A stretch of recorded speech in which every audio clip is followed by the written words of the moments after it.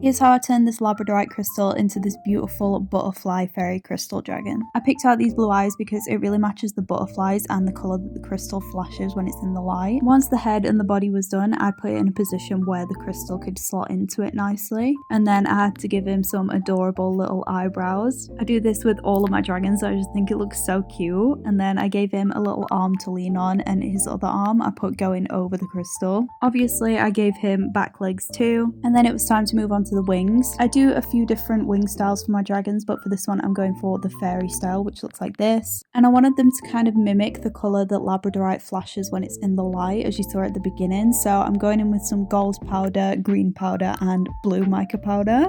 And I think they came out so pretty. For the smaller like inner wings, I just dusted a little bit of gold on the edges and then added them on top. And then we could finally get them on the dragon. So I did that. I was slightly worried that they could be too heavy and kind of pulling backwards, but luckily that didn't happen. I gave him 2 sets of horns. The back ones I did black, and then the smaller front ones I wanted the same colour as the wings, so I put a load of powder on those as well and got them on. I've been really loving doing 2 sets of horns recently, I don't know why, but after that he was ready for the butterflies. I made these butterflies using the cane technique. There's a whole video on my page already if you want to watch me actually make these like in detail, and they took absolutely ages, but I love how they came out, so I wanted to add quite a few to this dragon. So I put one on top of the head just under the horns and another one on his hand, one a bit further down on the tail, and I also did a tiny one on top of the crystal, which I'm so glad that I did. And then this is him ready to go in the oven, so I put him in there for 30 minutes, and then when I took him out he was ready for his gem. I ended up deciding on a gold gem, so I put one on his head, and then it was time for the last step, which is making him all nice and shiny with some gloss. And this is the finished result. I love him so much. Labradorite is my favourite crystal ever, so I'm just obsessed with this dragon, and I hope you like him too.